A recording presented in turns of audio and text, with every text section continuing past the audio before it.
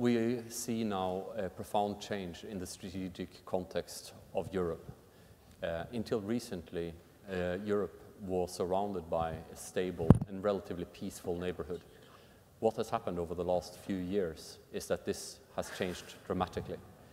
Europe now finds itself boxed in between increasingly hostile powers, Russia to the east, Turkey to the south, and Middle East that is in part in chaos, but also an area or region where Europe has seen its influence being diminished. And this is the result of a lack of European willingness to stabilize its near abroad and its failure to develop a hard power capacity that could protect European interests.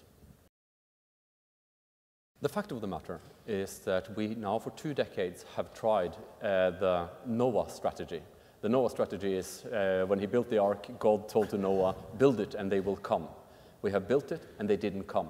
Now the threats on our borders makes it necessary for us to look for other solutions. And unfortunately, there is only one possible solution that I can see, and that is for France to unilaterally take up the mantle of developing a defense capacity that can protect European interests in the near abroad.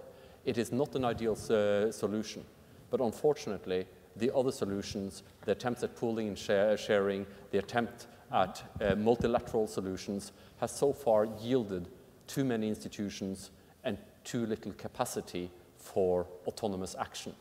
And this capacity for autonomous action is no longer a fancy aspiration that is born out of the egos of politicians. It is a necessity for Europe to continue to be a region controlled by peace and by values. And I think the stakes are so high. Only one country has the strategic culture that is necessary to carry something like that off, and that is France. It is not an ideal solution, but we have seen since the early 1950s that France is the only country that has persistently, up until the most current president, President Macron, lifted the question of European security and defense on the European agenda. Unfortunately, the European countries have not been listening. And I think when the stakes are so high that we are talking about the future of European cooperation, whether Europe will be an entity or whether it will be a pond for all other powers to fish in, I think France will have to take this difficult choice and build this capacity on its own. This would be expensive, and I think that it would take time before other countries would give France back some of the money that it invests. But unfortunately, I think it's the only solution. And I think in France, it's the only country that would be willing to have this kind of discussion. It's the only country that sees the threats that I have been alluding to. Other countries are swamped in a defense dependence culture, totally dependent on an America that is withdrawing, an America that is expecting for Europe to handle security in its own region. And that is the problem. We are not able to handle it, and we need quickly to build that kind of force.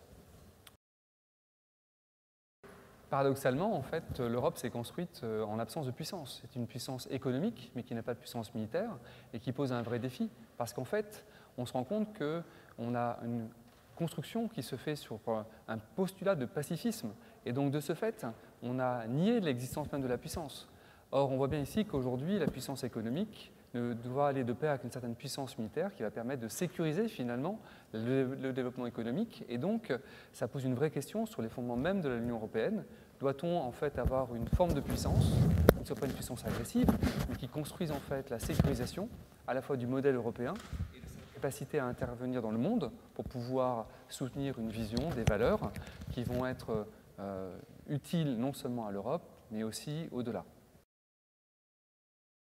Une des vraies ruptures en fait, depuis 2016 en fait, en Europe, c'est la mise en place d'un fonds européen de défense qui va en fait apporter un souffle en fait, à une intégration des bases industrielles en Europe. Le problème qu'on a aujourd'hui, c'est qu'on voit en fait les coopérations dans leurs limites parce qu'elles sont fondées sur des dynamiques nationales pour des intérêts nationaux. l'intérêt du Fonds européen de défense, ça va être de servir de catalyseur. Certains pourraient dire, eh bien, on va avoir une distribution en fait, de prébendes sur les différents pays, ça serait une erreur. En fait, les fonds européens doivent permettre de créer de l'intégration entre les bases industrielles. C'est un élément important parce que ça va créer de la solidarité entre Européens et une communauté en fait, d'intérêt qui va permettre d'aller au-delà d'une simple coopération, mais vers une intégration qui est nécessaire pour atteindre le bon niveau en fait, d'effort qui va permettre d'asseoir en fait, l'autonomie stratégique européenne.